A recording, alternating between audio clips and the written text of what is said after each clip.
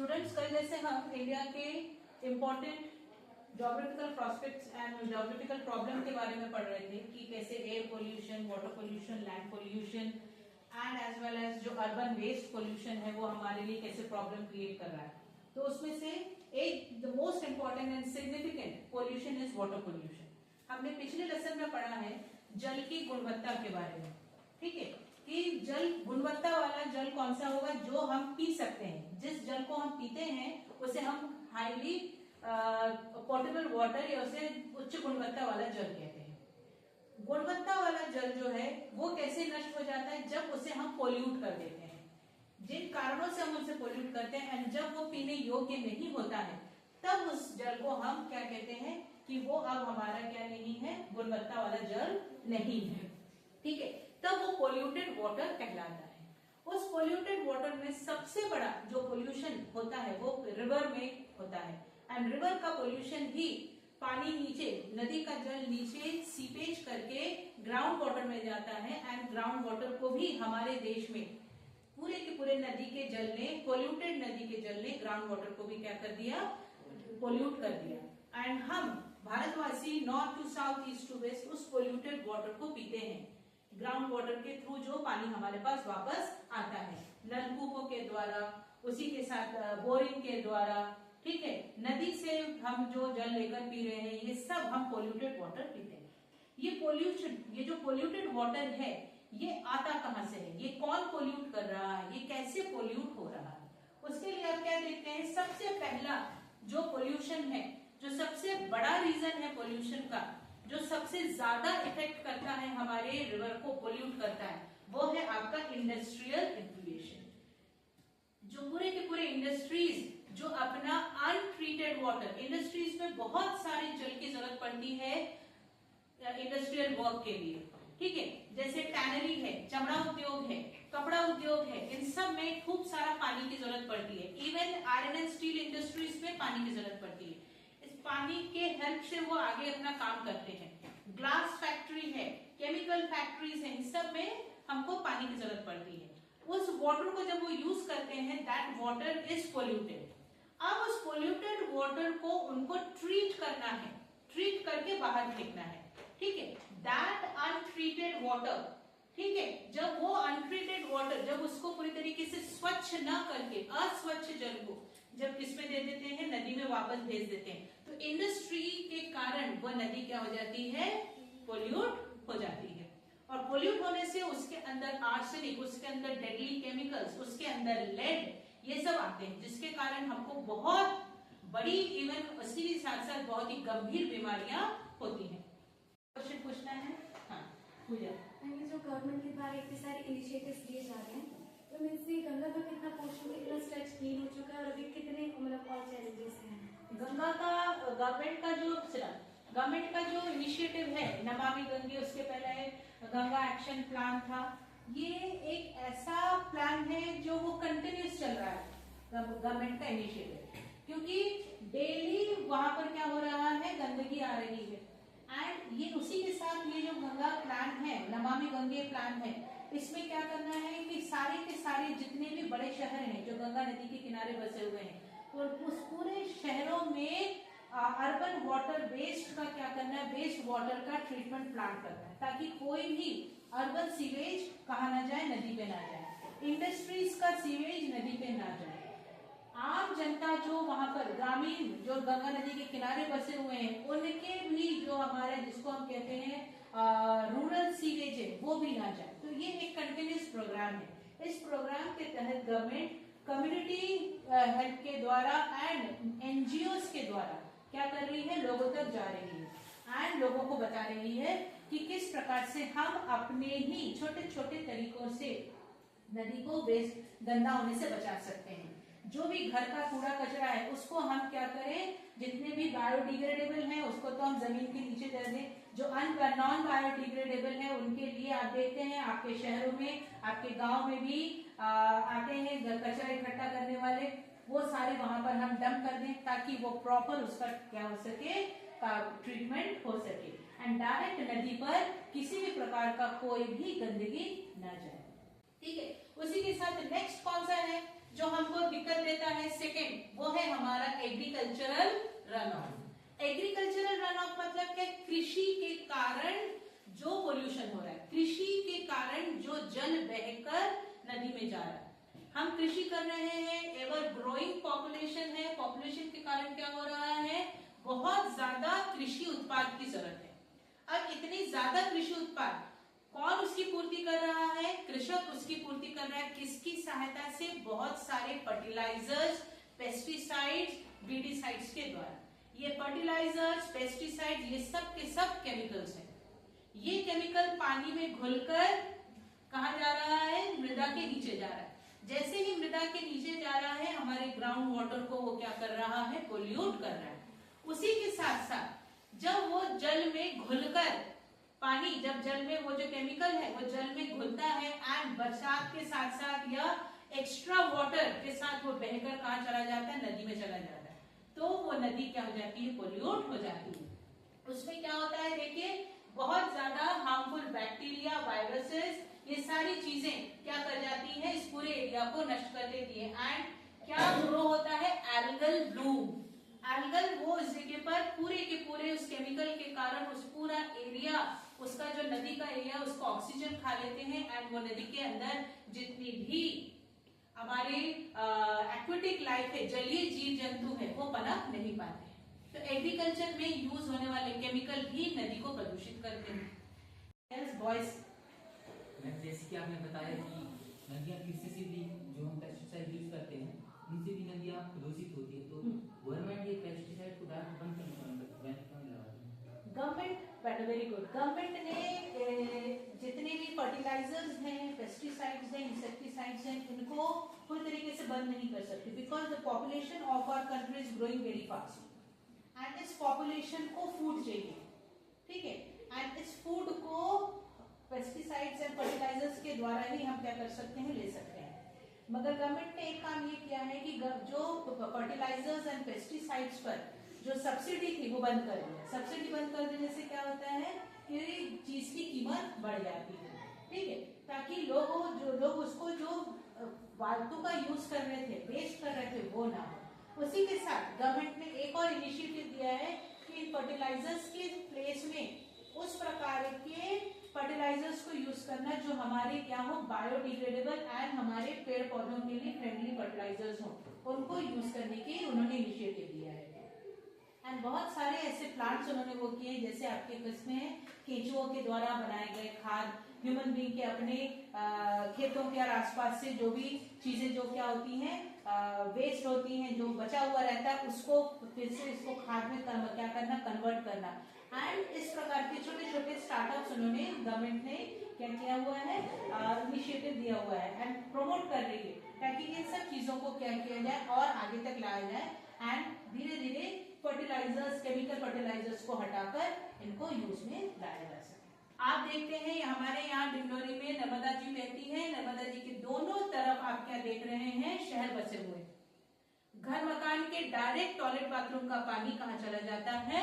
नर्मदा नदी में जा रहा है एंड उसे कहते हैं sewage, urban sewage. Municipal community, municipality and जो भी कॉर्पोरेशन, जो भी शहर के हैं, उनका मेन काम है इस अनट्रीटेड मटेरियल को ट्रीट करना। कोई भी गंदगी कहाँ नहीं जाना है? नदी में नहीं जाना, मगर वो डायरेक्ट कहाँ चला जाता है? नदी में चला जाता है, शहरों में ट्रीटमेंट प्लांट नहीं होने के कारण। चौथा है सॉलिड वेस्ट। सॉलिड वेस्ट का मतलब क्या है? सॉलिड वेस्ट का मतलब वह वेस्ट जो नदी में जाके जल्दी नहीं गल रहा, लंबे समय तक नदी में ऐसे ही पड़ा हुआ है, बहकर नदी के किनारे आके रुक जाता है और नदी को क्या कर रहा है? पोल्यूट कर रहा है, ठीक है। लाइक प्लास्टिक, जो जीवन भर हमारे जीवित रहते तक नहीं गलने वाला, ठीक है। उसी के साथ साथ टिन, उसी के साथ साथ दूसरे जो मेटल्स हैं, वो बैटरीज, कपड़े, प्लास्टिक के बॉटल्स, रस्सियां, उसी के साथ साथ आपके और कौन से हैं? Toxic materials, medical waste, medical hospitals के एरिया का जो पूरा मेडिकल वेस्ट है, वो सब के सब कहाँ चला जाता है?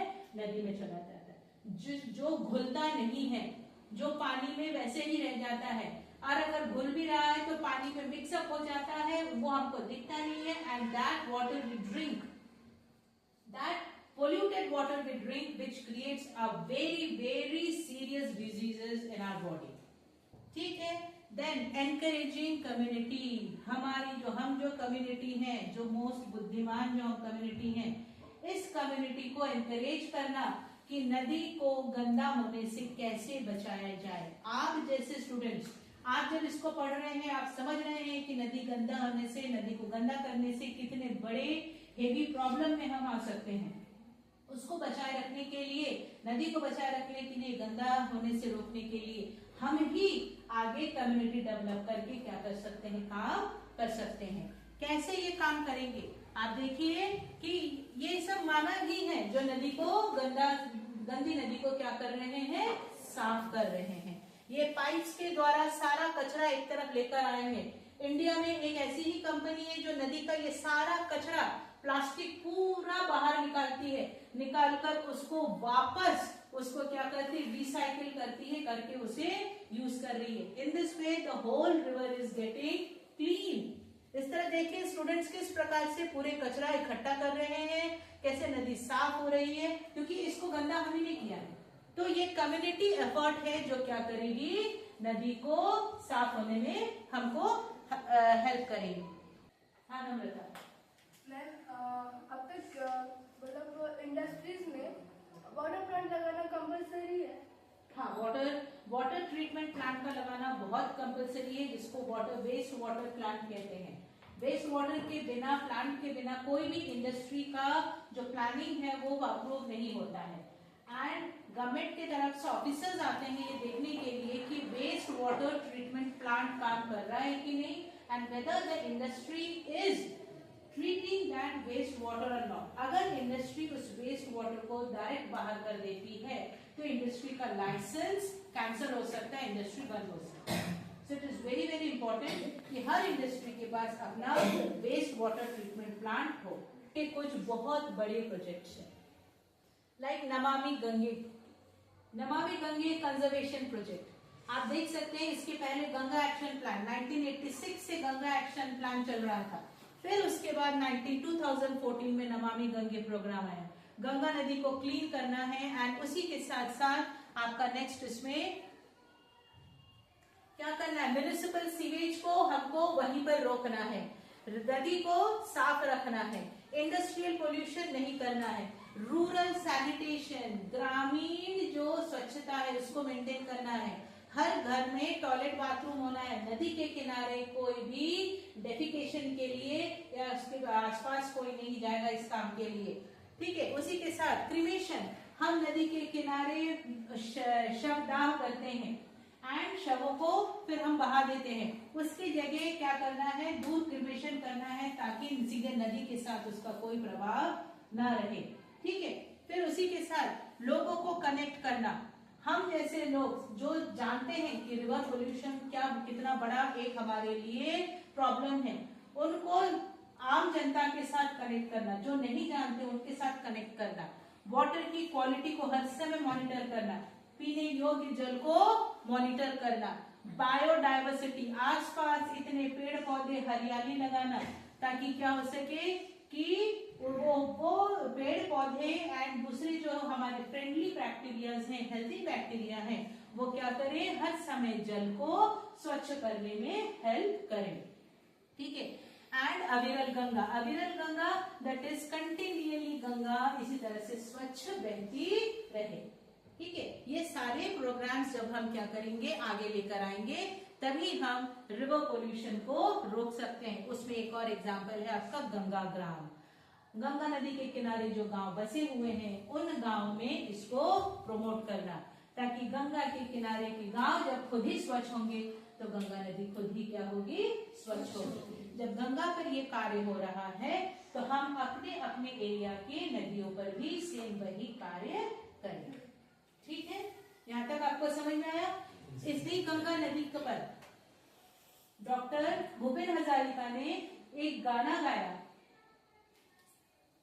विस्तार है अपार, बहुत चौड़ी नदी, हमारे भारत की सबसे चौड़ी नदी. विस्तार है अपार, प्रजा दोनों पार, गंगा नदी के दोनों तरफ हाईली पॉपुलेटेड स्टेट्स हैं, प्रजा दोनों पार, करे हाहाकार, गंगा नदी पर ही निर्भर है, कृषि के लिए, इंडस्ट्रीज के लिए, अपने घरेलू जलापूर्ति के लिए गंगा नदी पर निर्भर है। फिर भी नदी बिना किसी विरोध से, इतना ज्यादा उसको हमने पोल्यूट कर दिया, उस पर निर्भर रह के, बिना किसी विरोध से गंगा नदी निशब्द सदा, ओ गंगा तुम, ओ गंगा बहती हो क्यों। वो पूछ रहे हैं कि जब तुमको इतना गंदा कर दिया सबने, फिर भी तुम क्यों बह रही हो। यस मैम, हम बच्चों ने मिलकर भी गंगा नदी के ऊपर प्रेजेंटेशन तैयार किया है, तो क्या हम यहाँ पे प्रेजेंट कर सकते हैं? बिल्कुल कर सकते हैं, मोस्ट वेलकम। आइए प्रेजेंट कीजिए, सब मिलके करेंगे।